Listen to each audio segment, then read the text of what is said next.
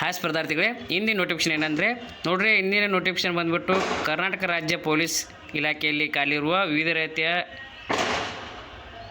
ಹುದ್ದೆಗಳ ನೇಮಕಾತಿಯಾಗಿದ್ದು ನೋಡ್ರಿ, civil police ಕಾಲ್ಫಾರ್ಮ್ ಆಗಿದ್ದು ಟೋಟಲಾಗಿ 3395 ವೇಕೆನ್ಸಿಗಳು ಖಾಲಿ ಇದ್ದು ನೋಡ್ರಿ, ಈ ಹುದ್ದೆಗಳಿಗೆ ನಾವು ಯಾವ ರೀತಿ ಅಪ್ಲಿಕೇಶನ್ ಹಾಕಬೇಕು ಮತ್ತು ಅಪ್ಲಿಕೇಶನ್ನ ಫೀ ಯಾವ ರೀತಿ ಐತಿ ಮತ್ತು ಎಜುಕೇಷನ್ ಕ್ವಾಲಿಫಿಕೇಷನ್ ಯಾವುದನ್ನು ಹೊಂದಿದ್ರೆ ಅಪ್ಲಿಕೇಶನ್ ಹಾಕೋಕ್ಕೆ ನಮಗೆ ಅವಕಾಶ ಐತಿ. ನೋಡೋಣ. ನೋಡಿರಿ, ನೋಡೋಕ್ಕಿಂತ ಮುಂಚೆ ಇನ್ನೂ ನಮ್ಮ ಚಾನಲ್ಗೆ ಸಬ್ಸ್ಕ್ರೈಬ್ ಆಗಿಲ್ಲ, ದಯವಿಟ್ಟು ಸಬ್ಸ್ಕ್ರೈಬ್ ಮಾಡ್ಕೊಳ್ಳಿ. ನೋಡಿರಿ, ಹುದ್ದೆಗಳ ವಿವರ ಯಾವ ರೀತಿ ಐತಂದ್ರೆ ನೋಡಿರಿ, ಪೊಲೀಸ್ ಕಾನ್ಸ್ಟೇಬಲ್ ಸಿವಿಲ್ ಹುದ್ದೆ ಖಾಲಿ ಇದ್ದಿದ್ದು ಸ್ಯಾಲ್ರಿ ಬಂದುಬಿಟ್ಟು 37,500ರಿಂದ 76,100ವರೆಗೂ ಸ್ಯಾಲ್ರಿ ಐತಿ. ಇನ್ನು ಟೋಟಲಾಗಿ 2,266 ಹುದ್ದೆಗಳು ಪುರುಷ ಅಭ್ಯರ್ಥಿಗಳಿಗೆ ಖಾಲಿ ಇದ್ರೆ 755 ಹುದ್ದೆಗಳು ಮಹಿಳಾ ಅಭ್ಯರ್ಥಿಗಳಿಗೆ ಖಾಲಿ ಅದಾವ. ಇನ್ನು ಅದರಲ್ಲಿ ಮತ್ತು ಸೇವಾನಿರತ ಪುರುಷರು ಅಂದರೆ ಯಾವುದೇ ಹುದ್ದೆಯಲ್ಲಿ ನಿರ್ವಹಿಸುತ್ತಿರುವ ಅಭ್ಯರ್ಥಿಗಳಿಗೆ 257 ವೇಕೆನ್ಸಿಗಳು ಖಾಲಿ ಇದ್ದಾವೆ. ಅದೇ ರೀತಿ ಯಾವುದೇ ಹುದ್ದೆಯನ್ನು ಮಾಡುತ್ತಿರುವ ಮಹಿಳಾ ಅಭ್ಯರ್ಥಿಗಳಿಗೆ 82 ವೇಕೆನ್ಸಿಗಳು ಖಾಲಿ ಇದ್ದಾವೆ. ಇನ್ನು ತೃತೀಯ ಲಿಂಗ ಅಭ್ಯರ್ಥಿಗಳಿಗೆ 35 ವೇಕೆನ್ಸಿಗಳು ಖಾಲಿ ಇದ್ದಾವೆ. ಅಂದರೆ ಟೋಟಲಾಗಿ ಈಗ 3,395 ವೇಕೆನ್ಸಿಗಳು ಖಾಲಿ ಇದ್ದದ್ದು ನೀವು ಅಪ್ಲಿಕೇಶನನ್ನು ಆನ್ಲೈನಲ್ಲಿ ಹಾಕಬೇಕಾಗಿರ್ತದೆ. ಇನ್ನು ಈ ಹುದ್ದೆಗೆ ನಾವು ಯಾವ ರೀತಿ ಕ್ವಾಲಿಫಿಕೇಷನ್ನ ಹೊಂದಿದ್ರೆ ಅಪ್ಲಿಕೇಶನ್ನ ಹಾಕ್ಬೋದಾಗಿರ್ತದೆ ಅಂದ್ರೆ ನೋಡಿರಿ, ಅಭ್ಯರ್ಥಿಯು PUC ಅಥವಾ ತತ್ಸಮಾನ ವಿದ್ಯಾರ್ಥಿನ ಹೊಂದಿರಬೇಕು. ಅಂದರೆ PUC ಅಥವಾ ಈಕ್ವಲೆಂಟ್ ಯಾವುದಾದ್ರೂ ಕ್ವಾಲಿಫಿಕೇಷನ್ನ ಹೊಂದಿದ್ರೆ ಅಭ್ಯರ್ಥಿ ಅಪ್ಲಿಕೇಶನ್ ಹಾಕ್ಬೋದು. ಇನ್ನು ಅದೇ ರೀತಿ ಅಪ್ಲಿಕೇಶನ್ ಹಾಕುವ ಅಭ್ಯರ್ಥಿಗಳಿಗೆ ಏಜ್ ಯಾವ ರೀತಿ ಐತಂತ ಗೊಂದಲ ಇರ್ತದೆ. ನೋಡಿರಿ, ಅಭ್ಯರ್ಥಿಗೆ ಕನಿಷ್ಠ 18 ವರ್ಷ ಮೇಲ್ಪಟ್ಟಾಗಿರಬೇಕು. ಇನ್ನು ಗರಿಷ್ಠ ಕ್ಯಾಟಗರಿ ವೈಸ್ ಯಾವ ರೀತಿ ಹಂಚಿಕೆ ಮಾಡಲಾಗಿದೆ ಅಂದ್ರೆ ನೋಡಿರಿ, ನೀವು ಸಾಮಾನ್ಯ ಅಭ್ಯರ್ಥಿಗಳಾಗಿದ್ದರೆ ನಿಮಗೆ 33 ವರ್ಷಗಳವರೆಗೂ ಅಪ್ಲಿಕೇಶನ್ ಹಾಕೋಕ್ಕೆ ಅವಕಾಶ ಐತಿ. ಅದೇ ರೀತಿ ಪರಿಶಿಷ್ಟ ಜಾತಿ, ಪರಿಶಿಷ್ಟ ಪಂಗಡ ಮತ್ತು ಪ್ರವರ್ಗ 1 ಮತ್ತು ಪ್ರವರ್ಗ 2A, 2B, 3A, 3B ಅಭ್ಯರ್ಥಿಗಳಿಗೆ 35 ವರ್ಷದವರೆಗೂ ಅಪ್ಲಿಕೇಶನ್ ಹಾಕ್ಬೋದು. ಇನ್ನು ಅದೇ ರೀತಿ ಕರ್ನಾಟಕದ ಅರಣ್ಯ ಪ್ರದೇಶಗಳಲ್ಲಿ ವಾಸಿಸುತ್ತಿರುವ ಬುಡಕಟ್ಟು ಅಭ್ಯರ್ಥಿಗಳಿಗೆ 38 ವರ್ಷವರೆಗೂ ಅಪ್ಲಿಕೇಶನ್ ಹಾಕೋಕ್ಕೆ ಅವಕಾಶ ಇರ್ತೈತಿ. ಇನ್ನು ಅದೇ ರೀತಿ ಸೇವಾನಿರತ ಪುರುಷ ಅಥವಾ ಮಹಿಳಾ ಅಭ್ಯರ್ಥಿಗಳಿಗೆ ಅಂದರೆ ಈಗಾಗಲೇ ಕೆಲಸದಲ್ಲಿರುವ ಅಭ್ಯರ್ಥಿಗಳಿಗೆ ಯಾವ ರೀತಿ ಏಜ್ ಐತಂದ್ರೆ ಲಿಮಿಟ ನೋಡಿರಿ, ಸಾಮಾನ್ಯ ಅರ್ಹತೆ ಹೊಂದಿದ ಅಭ್ಯರ್ಥಿಗಳಂದರೆ OBC ಜನರಲ್ ಅಭ್ಯರ್ಥಿಗಳಿಗೆ 38 ವರ್ಷ ಇರುತ್ತೆ. ಅದೇ ರೀತಿ ಪರಿಶಿಷ್ಟ ಜಾತಿ, ಪರಿಶಿಷ್ಟ ಪಂಗಡ, ಪ್ರವರ್ಗ 1 ಮತ್ತು ಪ್ರವರ್ಗ 2A, 2B, 3A, 3B ಒಳಗೆ ಅಭ್ಯರ್ಥಿಗಳಿಗೆ 40 ವರ್ಷವರೆಗೂ ನೀವು ಅಪ್ಲಿಕೇಶನನ್ನು ಹಾಕ್ಬೋದಾಗಿರ್ತದೆ. ನೋಡಿರಿ, ನೀವು ಅರ್ಜಿಯನ್ನು ಆನ್ಲೈನ್ ಮೂಲಕ ಅಪ್ಲಿಕೇಶನ್ ಹಾಕೋಕ್ಕೆ ಅವಕಾಶವನ್ನು ಕೊಟ್ಟಿರ್ತಾರೆ. ನೋಡಿರಿ, ಅಪ್ಲಿಕೇಶನ್ ಬಂದುಬಿಟ್ಟು 8/6/2026 ಪ್ರಾರಂಭವಾಗ್ತವೆ. ಕೊನೆಯ ದಿನಾಂಕ ಬಂದುಬಿಟ್ಟು 3/7/2026 ಕೊನೆಯ ದಿನಾಂಕ ಆಗಿರ್ತದೆ. ಮತ್ತು ಅಪ್ಲಿಕೇಶನ್ ಫೀಯನ್ನು ನೀವು 4/7/2026 ಒಳಗಾಗಿ ನೀವು ಅಪ್ಲಿಕೇಶನ್ ಫೀಯನ್ನು ತುಂಬಬೇಕಾಗಿರ್ತದೆ. ಅಪ್ಲಿಕೇಶನ್ ಫೀ ಕೂಡ ಆನ್ಲೈನಲ್ಲೇ ಪೇಡ್ ಮಾಡಬೇಕು. ಇನ್ನು ಅಪ್ಲಿಕೇಶನ್ ಫೀ ಬಗ್ಗೆ ನೋಡೋದಾದ್ರೆ ನೋಡಿರಿ, ಕ್ಯಾಟಗರಿ ವೈಸ್ ಯಾವ ರೀತಿ ಹಂಚಿಕೆ ಮಾಡಲಾಗಿದೆ ಅಂದ್ರೆ ಅಪ್ಲಿಕೇಶನ್ ಫೀಯನ್ನು ನೋಡಿರಿ, ಸಾಮಾನ್ಯ ಅರ್ಹತೆ ಅಂದರೆ ಜನರಲ್ ಕ್ಯಾಟಗರಿ ಹೊಂದಿದ ಅಭ್ಯರ್ಥಿಗಳು ಮತ್ತು ಇತರೆ ಪ್ರವರ್ಗ ಅಭ್ಯರ್ಥಿಗಳು ಅಂದರೆ ಪ್ರವರ್ಗ 2A, 2B, 3A, 3B ಅಭ್ಯರ್ಥಿಗಳಿಗೆ 750 ರೂಪಾಯಿ ಶುಲ್ಕ ಇರ್ತದೆ. ಅದೇ ರೀತಿ ಪರಿಶಿಷ್ಟ ಜಾತಿ, ಪರಿಶಿಷ್ಟ ಪಂಗಡ, ಪ್ರವರ್ಗ 1 ಮತ್ತು ಹಾಗೂ ಮಾಜಿ ಸೈನಿಕರು ಮತ್ತು ತೃತೀಯ ಲಿಂಗ ಅಭ್ಯರ್ಥಿಗಳಿಗೆ 500 ರೂಪಾಯಿ ಅಪ್ಲಿಕೇಶನ್ ಫೀ ಇರ್ತೈತಿ. ಮತ್ತು ಒಮ್ಮೆ ಪೇಡ್ ಮಾಡಿದ ಹಣವನ್ನು ಯಾವುದೇ ರೀತಿ ಹಿಂದಿರುಗಿಸಲಾಗುವುದಿಲ್ಲ ಅಂತ ಹೇಳ್ತಾರೆ. ಇನ್ನು ಸೆಲೆಕ್ಷನ್ ಪ್ರೊಸೆಸ್ ಯಾವ ರೀತಿ ಐತಂದ್ರೆ ನೋಡಿರಿ, PCಗೆ ಸಿವಿಲ್ ಪೊಲೀಸ್ ಹುದ್ದೆಗೆ ಯಾವ ರೀತಿ ಸೆಲೆಕ್ಷನ್ ಪ್ರೊಸೆಸ್ ಐತಂದ್ರೆ ಇದು ಲಿಖಿತ ಪರೀಕ್ಷೆ ಆಗಿರ್ತದೆ. ಅಂದರೆ OMR ಸೀಟ್ ಮೂಲಕ ಎಕ್ಸಾಮನ್ನು ನಡೆಸ್ತಾರೆ.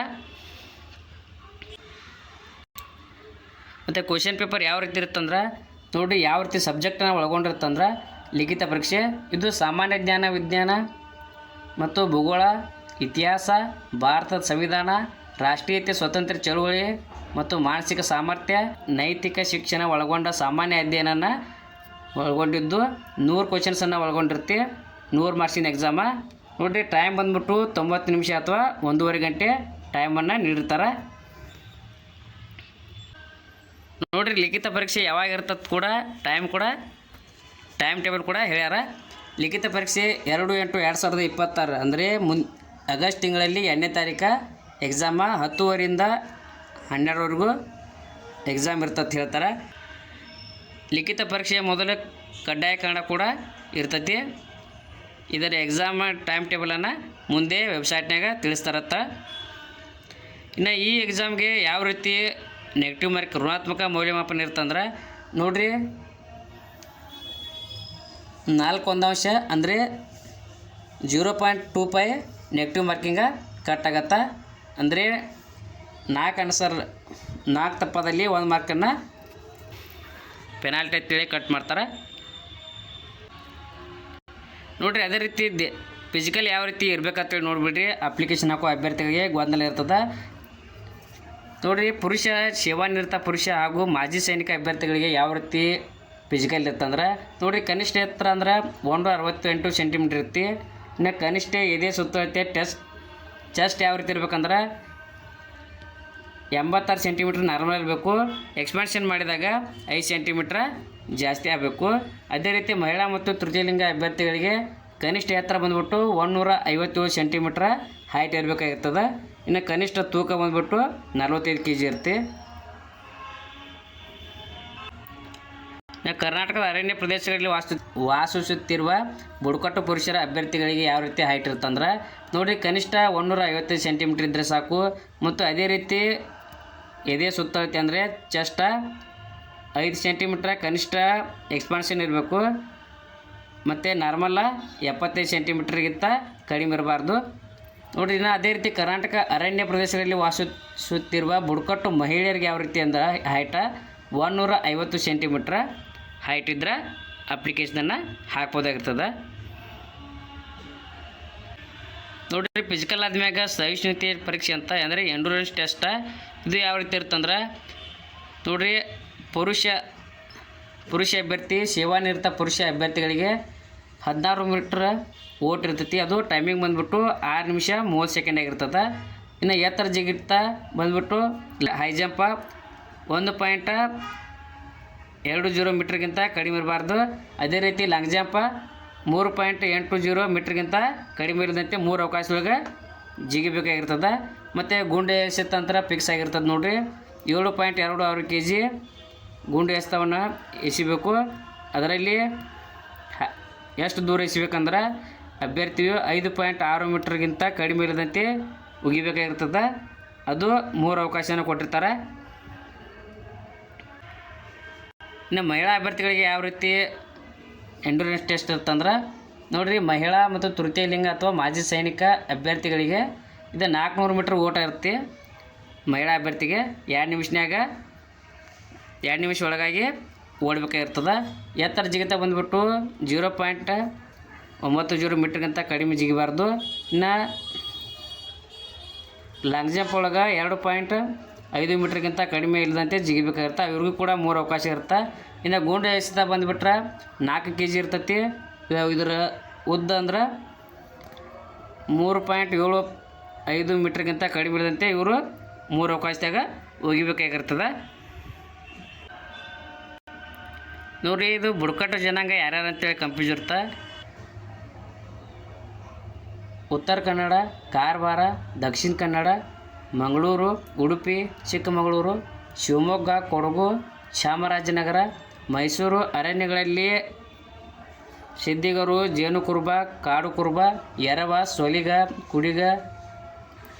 ಕುಡಿಯ, ಗೌಡ್ಲು, ಹಲಸರು, ಮಲೆಕುಡಿ ಮತ್ತು ಕೊರಗ ಬುಡಕಟ್ಟು ಸಮುದಾಯಗಳಿಗೆ ಸೇರಿದ ಅಭ್ಯರ್ಥಿಗಳಿಗೆ ಅದೇನು ಬುಡಕಟ್ಟು ಜನಾಂಗ ಅಂತ ಏನು ಮೆನ್ಷನ್ ಮಾಡಿರಲ್ಲ ಅವರಿಗೆ ಇದು ರಿಲ್ಯಾಕ್ಸೇಷನನ್ನು ನೀಡಿರ್ತಾರೆ ನೋಡಿರಿ. ಯಾರು ಸೆಕೆಂಡ್ PUC ಮಾಡಿರಿ ಅಥವಾ ಯಾವ್ದಾದ್ರು ಈಕ್ವಲೆಂಟ್ ಕ್ವಾಲಿಫಿಕೇಷನ್ನ ಹೊಂದಿದ್ರೆ 8/6/2026ರಿಂದ 3/7/2026ವರೆಗೂ ನೀವು ಅಪ್ಲಿಕೇಶನನ್ನು ಹಾಕ್ಬೋದಾಗಿರ್ತದೆ. ಅಪ್ಲಿಕೇಶನ್ ಫೀ ಬಂದುಬಿಟ್ಟು ಜನರಲ್ ಕ್ಯಾಟಗರಿ ಆಗಿದ್ದರೆ ನಿಮ್ಗೆ 750 ರೂಪಾಯಿ ಆಗಿರ್ತದೆ. ಅದೇ ರೀತಿ SC ST ಎಕ್ಸ್ ಸರ್ವಿಸ್ ಮ್ಯಾನ ಮತ್ತು ತೃತೀಯ ಲಿಂಗ ಅಭ್ಯರ್ಥಿಗಳಿಗೆ 500 ರೂಪಾಯಿ ಅಪ್ಲಿಕೇಶನ್ ಫೀ ಆಗಿರ್ತದೆ